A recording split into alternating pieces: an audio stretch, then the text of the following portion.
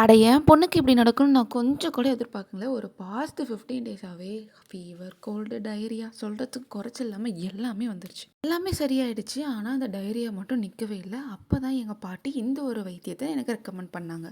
குட்டி வெல்லா இலை, கொஞ்சோண்டு வசம்பு, கொஞ்சம் மஞ்சள், 1/2 டீஸ்பூன் வசம்பு.